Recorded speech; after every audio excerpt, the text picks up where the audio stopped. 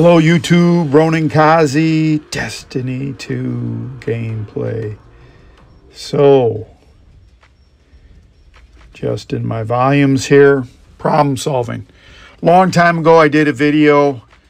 If I'm not too lazy, I'll try to link it up about why and problem solving. So kind of the other parts of problem solving, if I just recap quickly on why is the fundamental foundation and it's the framework for all problem solving. I'm not going to go over it again, but I did a whole video on why. There's other videos I've talked about why, and this is an essential question. The next piece of the puzzle is enough is enough. In the pursuit of problem solving, you would think detailing out the power and pitfalls of why would be enough. Yet, enough is enough stands alongside independently of why, but at the same time, it is intertwined in this tool chest for problem solving. During the cognitions of why, you will discover interesting branches, side roads, side stories, roads less traveled, hidden beaches, hidden gems, etc. One pitfall of endless whys is that you are recursively burying yourself in the rabbit holes you have created. Endlessly following each and every road less traveled puts you on an infinite path to nowhere. In a world where everything is possible, everything is not probable. These endless diversions rob the original cogitative state by diverting energy, time, resources further and further away from the original question until you end up with hoping on an inside straight of a magnitude of the number of whys you've asked. Realistically, consider what is probable versus what is possible. Quantum mechanics illustrates this point. Consider the famous double slit experiment that helps demonstrate the dual nature of photons, which behaves as particles and waves. This is the primer to the next concept that an electron orbits the nucleus of an atom, in my terms, in a probability cloud of where it is. YouTube. We can never know the exact position and exact speed at the same time of the electron. When we go to measure where the electron is, the probability wave function breaks down and we locate the electron. Which finally leads us to quantum tunneling, which can explain why, as this probability wave function encounters a barrier, sometimes the probability wave function, this probability cloud, will extend past a barrier and the electron will appear to have tunneled through the barrier. There is a probability, however small, that the electron exists on the other side of the barrier. What does any of this have to do with problem solving? Probability, probability, probability. It functions on the quantum level as well as on our macro level. Let me turn that music down even more. Finally, to help you understand enough is enough, I will introduce you to the Pareto principle and Occam's razor.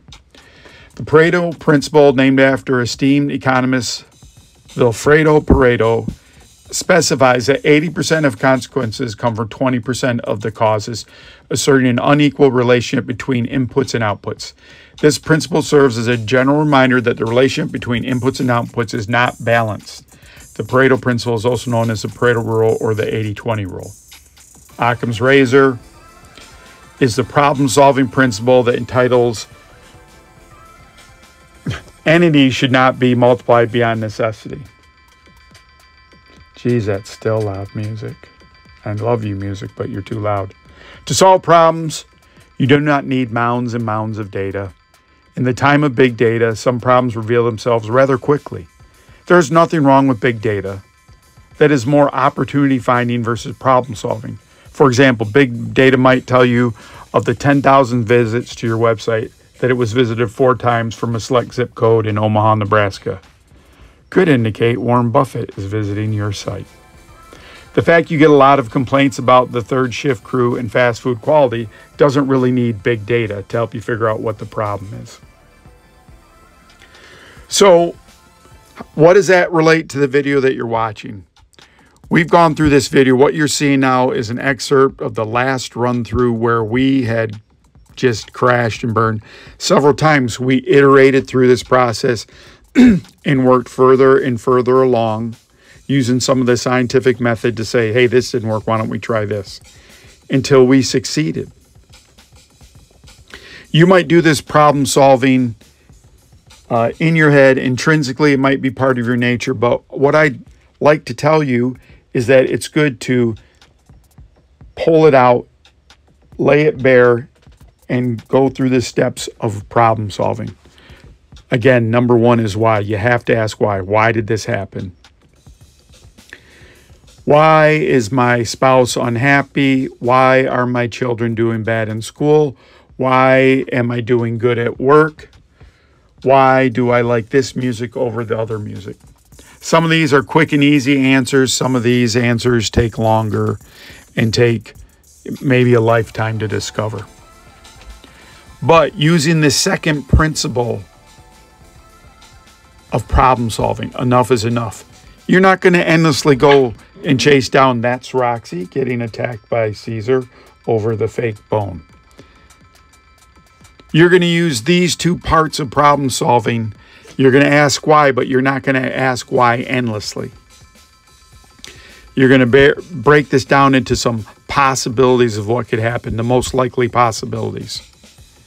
As you do this over the course of your life, through your work, through gaming, through relationships, through everything, it's going to become second nature. A lot of communication, they tell you that you need to ask questions of the other person is a polite way to have a conversation. I'd submit that asking why people do what they do is an interesting way to meet them. It's also a filter. If you come across a person that gets mad at you when you ask why, if you're at a job and you ask why you do things and they tell you don't ask why or don't ask questions, that should be a red flag. Now, let's say you feel that someone's being intrusive by asking why. You might ask them why back. Why do you want to know? They may say, I just want to get to know you better. Maybe don't let your defenses down immediately, but you can test and see what that is. What do they really mean what they say? And furthermore, we shouldn't, but we're not a monolithic language in this world. There's many different languages. There's many different words. And whether you like it or not, Sloth Moods and I talk about this quite a bit. His English, his grammar, his constructions of sentences, his meaning of words, he's great at it. I'm not. I'm thinking of ideas and I'm transmitting these ideas. And a lot of time my nomenclature, I call Banshee Pulse in the Division 2 Ambrosia for weeks because I couldn't think of the name. There's a Richard Feynman story about his dad telling him about the names of birds and how important they are. And I would submit for you to look that up on YouTube. And you'll see I kind of subscribe to that same thing about that kind of knowledge. It's more important or some different things. But that being said, this might be a nice time for me to ask you to like, subscribe, share, and hit the notification. Sloth's going out to trigger the boss. Going to also mention when Season 21 in Destiny 2, if you would be interested in playing with me and some fellow YouTubers, we'd love to have you. If you'd like help with your channel, listen, I only got 300 people, so I don't know how much help I could be. But I would tell you this. Here's the short version. Tell a story. Be authentic. Don't try to be what you think people want you to be. Be yourself. That's good enough. So, back to problem solving. I want you to focus on that. Why, and then the diminishing returns of why. Why, I'm going to say about 5 whys. You can question me whether this is a good troubleshooting technique, and I would submit to you, you would look into manufacturing, and you'd look into perhaps Japanese manufacturing, and you'd look at TQM, and there's a several things that happened after World War II where we tried to help the Japanese, and they adopted some of these total quality management principles, called a bunch of different things nowadays. And now it's called the Toyota way. But I could delve into that at a future date, but if you fix the mistakes immediately instead of waiting from the batch up and then fix them in a batch way, that's maybe a difference. So I'm not making this up. I come from manufacturing. I didn't manufacture stuff. I was in the quality part of it. Quality is a cost, not an additive. So Japanese just reduce the quality by fixing things right away. American manufacturing is a little bit different. Not saying one's better, one's worse. It's just how it is. So don't be afraid of why. Enough is enough. You're going to keep it simple. Pareto. Things are probabilities.